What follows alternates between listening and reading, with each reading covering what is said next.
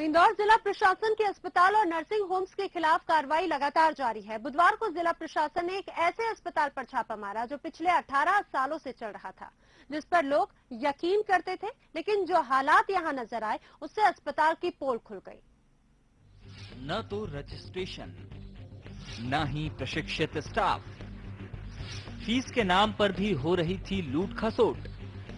इंदौर के नोबल अस्पताल की कुछ ऐसी ही हकीकत सामने आई जब जिला प्रशासन की टीम ने यहां छापामार कार्रवाई की। 18 साल से यह अस्पताल संचालित किया जा रहा था। अस्पताल की संचालिका हैं डॉक्टर शकुंतला जैन। टीम जब यहां पहुंची तो नर्स मरीजों की देखभाल कर रही थी और वो अप्रशिक्षित थी। आप अभी बोले कि कहाँ के हैं? खरगोन की है। आपका तो होगा, आपका मध्य प्रदेश? नहीं, रजिस्ट्रेशन आया नहीं अभी। आपका मतलब ये मणिपुर का है। आपका भी रजिस्ट्रेशन नहीं, मध्य प्रदेश का नहीं, मणिपुर का है। मणिपुर का भी नहीं है और एमपी का भी नहीं है। इसके बाद अफसरों को सारा माजरा समझ में आ गया। वार्ड में दौरा किया तो पोल खुलती चली गई।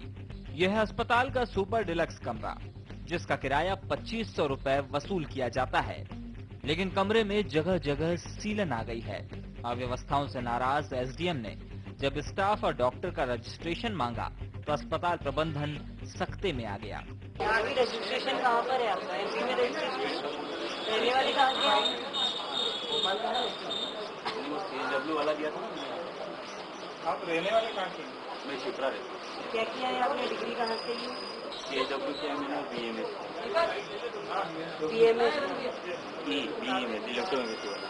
अस्पताल प्रबंधन ने रजिस्ट्रेशन के नाम पर एसडीएम को डिग्री दिखाना शुरू कर दिया। इस पर अफसर ने उन्हें फटकारा।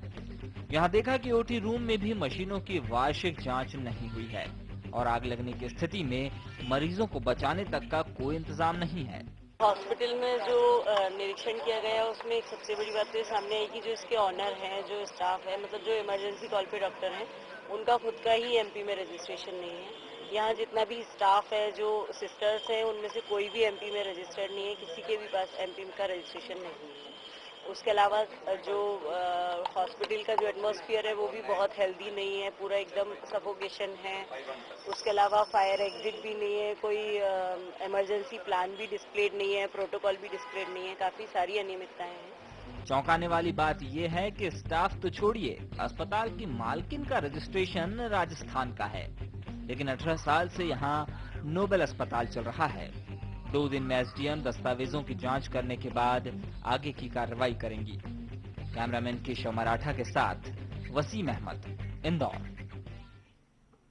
इंदौर से सीधे इस समय हमारे साथ हमारे विशेष संवाददाता मनोज सैनी जुड़ रहे हैं। मनोज, ये सिर्फ इंदौर की अगर बात करने से पहले अगर मध्य प्रदेश के अन्य जिलों की बात की जाए, वहां पर भी स्वास्थ्य विभाग की लापरवाही का खामियाजा लोगों को भुगतना पड़ता है, और इंदौर जैसे शहर में भी अगर इसी तरह से अगर हॉस्पिटल संचालित किए जाएंगे तो क्या कहा जाएगा?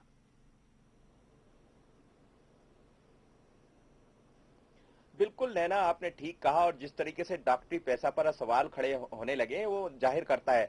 निश्चित हो कि इंदौर की यदि बात करें तो इंदौर में ये सब देखने को मिला। इंदौर के अलावा मध्य प्रदेश की भी तमाम बातें सामने आती रहती, लेकिन सवाल ये खड़ा होता है नैना कि इस तरह की बातें सामने आने के बाद भी कई निजी नर्सिंग होम चल रहे हैं, बिना रजिस्ट्रेशन के चल रहे हैं, कई तरह की लापरवाही सामने आती है, लेकिन उन पर कार्रवाई नहीं होती।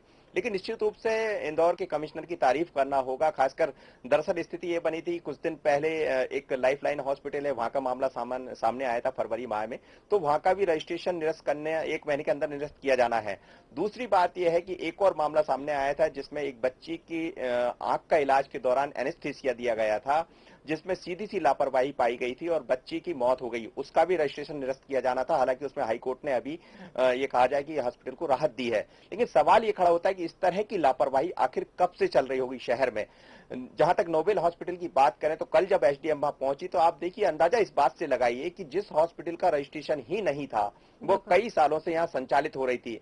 वजह साफ है कि कहीं ना कहीं जो यहाँ का प्रशासन का महकमा रहा होगा, पहले वाकिफ तो रहा होगा लेकिन कार्रवाई नहीं करना चाहता होगा। ये बात कहने की नहीं है, समझा जा सकता आखिर क्यों।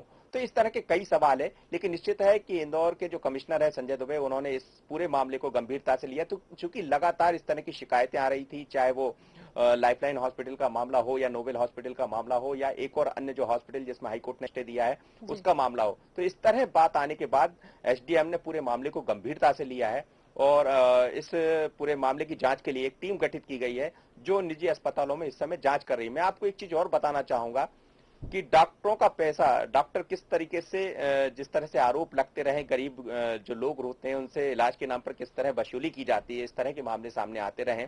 अब स्थिति ये बन गई है कि जब प्रशासन ने अपना रुख कड़ा किया है तो डॉक्टर भी एकजुट होने की तैयारी में है। नैना जी बिल्कुल, तमाम जानकारी के लिए मनोज जी आपका धन्यवाद। तो देखा आपने, चाहे बात इंदौर के लाइफलाइन अस्पताल की रही हो या फिर ऐसे कई और दूसरे अस्पताल जो बरसों से संचालित किए जा रहे थे, लेकिन कई अव्यवस्थाएं पाए जाने के बावजूद, कई शिकायतें मिलने के बावजूद उनके ऊपर गंभीर कार्रवाई नहीं हो रही थी, सख्ती से कार्रवाई नहीं हो रही थी। लेकिन अब एक एक करके कई तरह के अस्पतालों का रजिस्ट्रेशन भी रद्द हो रहा है। अब प्रशासन ने भी सख्ती दिखाई है।